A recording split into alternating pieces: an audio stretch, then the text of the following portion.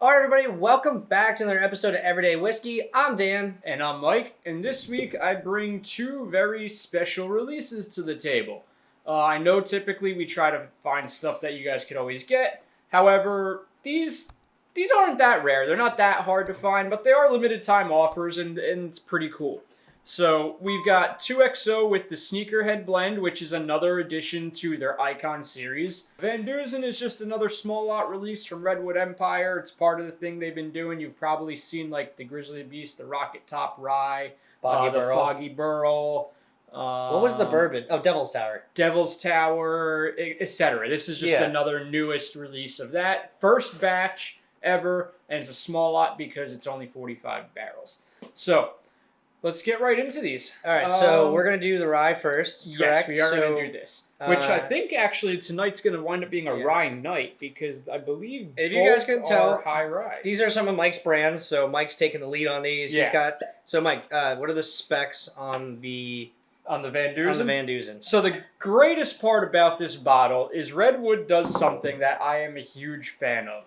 They give you all the information you could possibly want right on the label. On the back, they give you a little backstory. Yes, super transparent. I appreciate transparency like that because it makes it easier for the consumer to understand what they're buying. But I'm going to break it down to you. So as I mentioned, it's a small lot rye, only 45 barrels produced.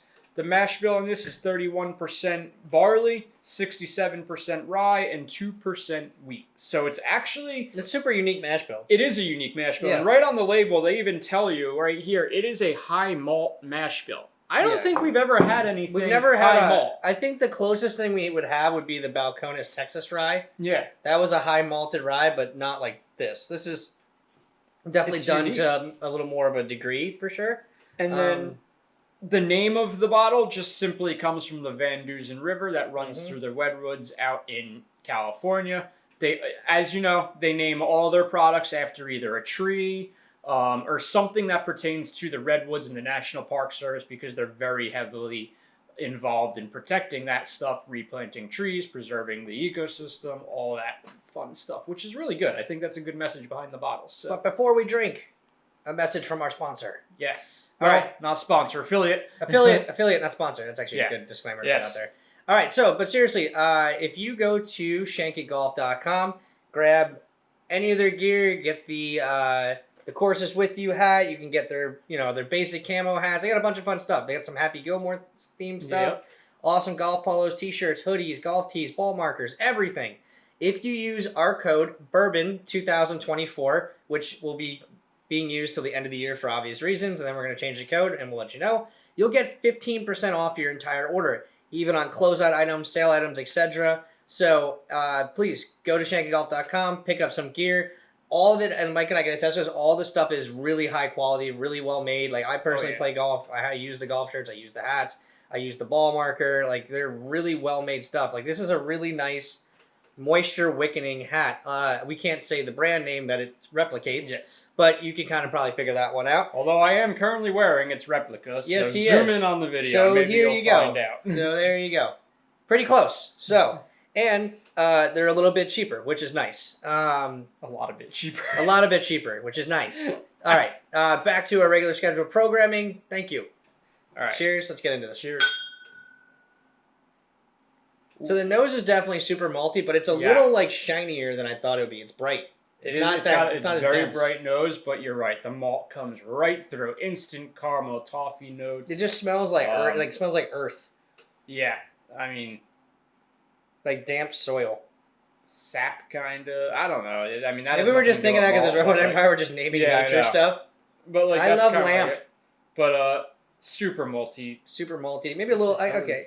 Oh, sorry. I thought we had a... I'm getting like maybe some like bitter dark chocolate. Yeah.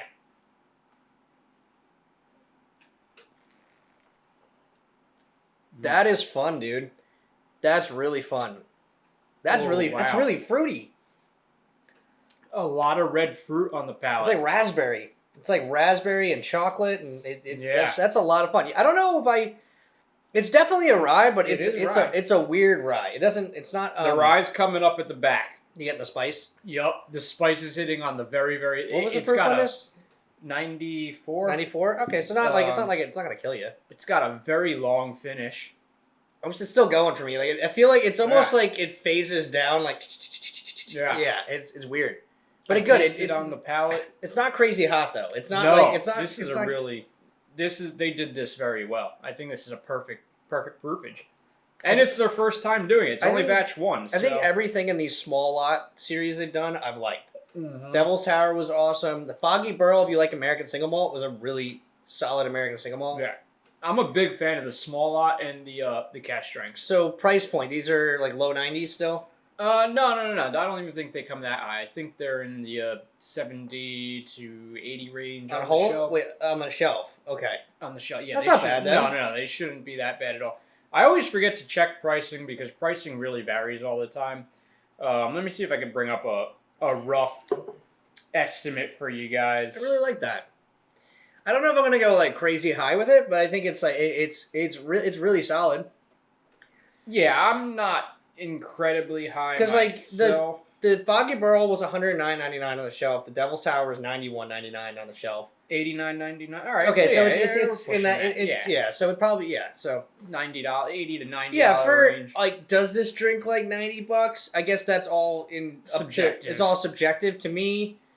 If this was like 80, I think it would be a little more reasonable. I mean, I think all around pricing is always very subjective. Depends on your state too, and how your taxes work for liquor and all that stuff. So some people are willing to spend way more than others on bottles. But if you're a Redwood Empire fan, this is probably not. You probably have to have this. Exactly, and I think compared to other limited releases that get released by other brands all year long, I think for $90 you're getting a solid product. All right, so I'm actually going to go with a flat score. Rookie score. Flat rookie score, all right. I think it's an 8. It's an 8 out of 10. I think if I've ever had an 8, this is an 8. I think that's fair. I was going to do like 7, 8, or 8, 2, so 8 makes sense because I can't decide which way I want to lean. I think 8 is good. It's not the best thing I've ever had, but it's well above your average. Oh, yeah. We've determined that 8s and higher are like real... In our new scale, like I said, Mike and I are following the Portnoy kind of rating scale where we really don't want to have these crazy high numbers all the time because it makes really good whiskey hard to score. It does. Because then you have something that's better and now pretty soon you reach your scoring cap and you don't know what to do. Like, do we wish we gave Penelope Rio a 9.8 last year? Honestly, I don't because now it's like... I haven't had anything better than that. No. So I think at the 9.8, it's still the echelon. I'm glad we didn't go with Perfect 10, which I know we were thinking about, but no, definitely. This is the one I'm really excited to try. Number one, because I'm a shoe freak. Yeah, like I love shoes, not like Nikes and stuff because I'm poor. Yeah, but like I love Vans and Him and I have bought the same pair of Vans repeatedly over the past like 15 years we've known each other. Yeah, pretty much. Black and white authentics. At least, I don't know, how many pairs of black... I think I've gone through at least 6 pairs of black 6 or 7 black and white authentics, and then like probably 4 pairs of black and white slips. Yeah. And then right now in my closet, I probably have 25 pairs of Vans of all different styles. We're sneakerheads for Vans, not Nike. Not Nike. I just don't have the budget. I love Nikes. I just don't have the budget for Nikes. No, maybe like Nobles. I've got 3 pairs of Nobles. Shout out The Rock. I love your shoes, man. Your shoes are awesome. Now this one, as you can tell, freshly cracked, as that one was. Full disclaimer, I have had the Van Duzen once before. However, when I had it, it was actually in September 18th. It was the exact date that I had it. Don't ask me why I know that. And it was only like... it was such a... I didn't get any of the notes that I just got off of it now. So I'm happy I got to try it again. Oh, I haven't tasted this at all. Oh, yeah. I've never even had a sample. The Kiowa blend up to date was my favorite. Besides the Gem of Kentucky, you can't count the Gem of Kentucky. No, you can't. It's a one-time It's so hard to get. It's a one-time-a-year release, and it's crazy expensive. I didn't think I was going to get this because even this... I get it. It's part of the Icon series, which regularly usually it's releases. cases you can get. Like I wasn't even offered this. No, I know. This one seemed to be very limited, despite being part of the Icon series. Maybe to follow the Sneakerhead thing, where like they're trying to make it a heavier allocated sneaker drop. It could be. But so the Kiowa blend they did previous to this in the Icon series was my favorite thing that 2XO had ever made. Yeah, that was good. Fantastic. Really good. Tropical fruits, good body, good finish. Like overall, that was a 9 point. What we never done on the channel. I don't think we have. I'll have to get us a bottle. But that's a 9 point whiskey to me. Next time it comes around, I'll get us one. Yeah. I still have it at the store. All right. So before we go into tasting and smelling and all that good shit, we need specs. Let's give a quick rundown. So as I mentioned earlier, this is the 5th release of the Icon series, and it comes from his love and passion for the sneaker culture. This was made with 2 mash bills. First mash bill is a high rye mash bill with 35% rye. He takes that high rye, double barrels it, ages it from 9 months to a year. The 2 barrels used vary between a number 3 and a number 4 char, and it's New American Oak. Mm-hmm. And then 60% of that mash bill comprises of this bottle. Just for reference for anybody who's not familiar with like char numbers. So number 3 char is what Wild Turkey uses. That's called like it can be called like an Argyle char. It's just a pattern of charring. Number 4 char, if anybody's familiar with the Penelope Toasted, much deeper char. Penelope Toasted is usually a number 4 char. So that's like kind of what we're looking at here. And then the second mash bill is they call it a moderate rye because it's an 18% rye mash bill, and that comprises of the other 40% of the liquid in the barrel bottle. And that's what Dixon Demon's known for. He's known for his blending. He's not a distiller. It's master blender. He's a master blender, which if you say that really quick, we're not going to say that really quick. Nope. So master.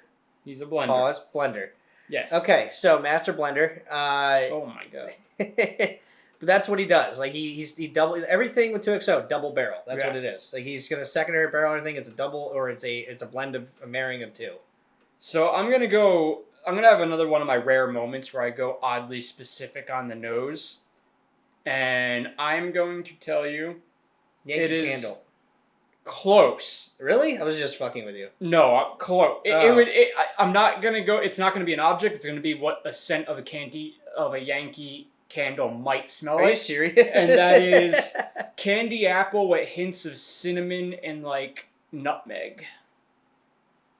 So I get the cinnamon and nutmeg. I don't get the apple really. See, I get heavy on the apple, candied apple. So like sweet, like maybe I just haven't had a candied apple in recent. Yeah, I like caramel. I don't want to say caramel. I just want to say candy. It hurts my teeth. They do fucking hurt to eat. That's why I have weak teeth. I've got bitch teeth. I do too, dude. My teeth are all fucked up.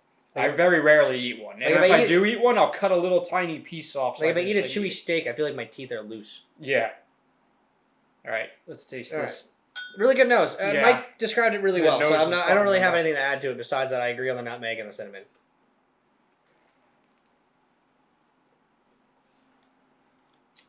Wow.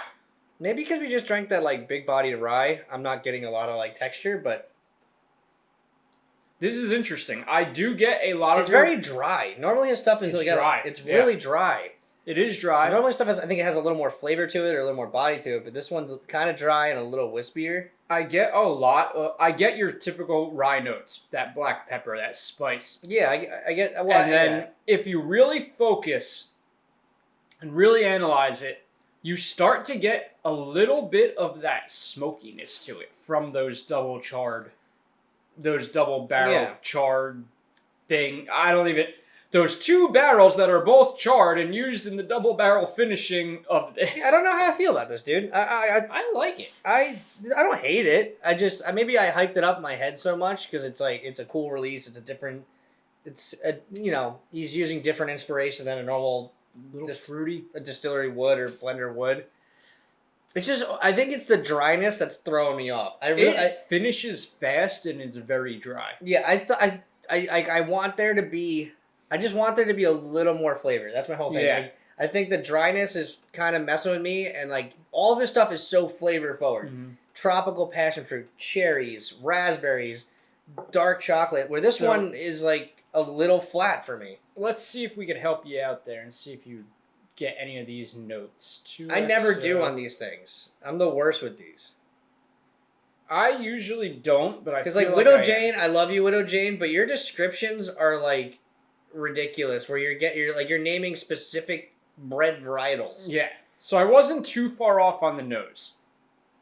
They do list cinnamon, vanilla, banana bread, and clove. You know what? Now on second thought, it's more of a very not a very. It's more of a not so ripe banana. If you ever have like a green banana, it's usually a lot more fruitier. Like I definitely. That's what I get. Back end of the palate's the banana. Yes. Back end of the palate's the banana. The cinnamon, I got it on the nose. I don't get it in the taste. Up front, that was the nose. This is really good. Cinnamon, allspice, cedar, and pepper. Maybe I could see the cedar. I could see the cedar too, but I could taste that. I could see that. And then finish long, smooth, peppery. I wouldn't really consider it too long. I feel like it falls off relatively. It's not a long quick, finish. But then again, I don't think there really is an actual time frame affixed to what categorizes a short, medium, and long finish. I just think it kind of comes and it goes. For me, a long finish is like it's texture based, so it means that I'm I don't want to say this without sounding like an idiot. I can almost feel it on my mouth for a longer period of time. Where this one's kind of washed away and like there's no reminder of me just having it. And that's what I'm saying. I feel like it comes and goes. Me personally, I'm not putting them down. They made it. They know. But personally, to me, it finishes pretty quick. Although now I'm starting to get a little bit longer. But yeah, I don't know. I'd say more medium to long. Not quite long. I would say it's a medium finish. It doesn't drop off the face of the earth like a couple whiskeys we had, but it doesn't. It's not a really... You don't get that any of those carrying notes throughout throughout the drinking experience. The more you coat your inside of your mouth with it, the longer it does. Well, yeah, last. I feel like but that's like I think that's just. But I feel like that's a technique reserved for most people who most whiskey enthusiasts, spirits enthusiasts who are trained to taste this stuff. Most people, I believe, will take a sip, swallow. Be done with it. Yeah, it's a medium finish. Yeah. I said last sip I had, it's definitely medium finish because once it hits the back of your throat, you still get some residual that banana note, the little cinnamon's there. Yeah. So it's still there. It doesn't drop off the face of the earth. It's not like drinking water, like dirty water. I'm gonna go out on a limb here. For me, I'm gonna say this is my least favorite Icon series I've had so far. I'm torn. One day we'll have to do a vertical of them all. Yeah, I think that would be helpful in a sense, but I've had Tribute, I've had Phoenix, I've had Innkeepers, and we've had the Kiowa. Oh, I've had them all. Yeah, the Kiowa is still up here. The Kiowa is still the top of the echelon for me. My score for this, I don't know how close we'll be, but I'm going to go 7-4. Much higher than I thought you were going to be. Yeah, no, but it's just adequate. It's fine. Because I was going to go flat 7 on it. So 7-2. Yeah, 7-2. No, I'm with you. I've had all of their releases. The problem is the length of time between each release, or the length of time between me trying each release is so vast that I don't have a fresh memory. I can't recall. I mean, I've had the first, I'll have one release, and then it'll be maybe months until I have it again for the next release. At some point, we're going to have to assemble the Avengers. Yeah, we'll have to do a vertical to really tell. So maybe we'll do that. Maybe not the next video, because it's going to take a while to get all these. Actually, I have 2 of them at the store right now. There you go. I have the Tribute, and I have Kiowa. I think I have a few of them too, and plus, I'll just build some out. So yes, all right. So we'll try and get all these together and do one round 'em up shootout type deal. Yeah, not an Icon series vertical. But from my recent memory, I can't say this is the best one. Yeah, no, I understand, and I've heard a lot of mixed things about it. I've heard people say it's great. It's too dry. I don't like dry bourbon. That's why some of the makers. I love makers, but the makers would finish stuff falls flat because they tend to be on the drier side sometimes. Well, I mean, the proof is in the pudding. We both don't like dry bourbon because fucking Penelope Rio, like you said earlier, is 9.8, and that's the most complex. Yeah, that's like a dessert bourbon. Yeah, it's almost a cordial. It's like a foolproof cordial. Or as people say, rich man's Fireball. Yeah. All right, but anyway, thanks for watching, guys. You made it this far. Really appreciate you guys viewing the channel. So if you are watching and you're not subscribed, please subscribe to the channel. It's free. Doesn't take long. Takes 2 seconds. Hit the drop-down tab. Hit the thumbs up. Hit the subscribe. Comment if you have anything. We said something wrong. You want to correct us, go for it. Guarantee we said something wrong. I said a lot of things wrong. Cheers, everybody. Have a good day. Have a good month. Happy New Year. Merry Christmas. Happy Thanksgiving. Whatever. Bye.